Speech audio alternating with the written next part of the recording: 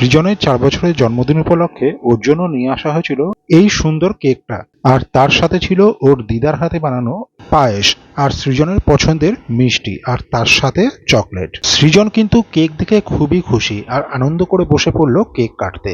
আমরাও এক এক করে সৃজনকে খাইয়ে দিলাম কেক, আর সৃজনের ঠাকুমা, দিদা আর আমরাও সৃজনকে আশীর্বাদ করলাম।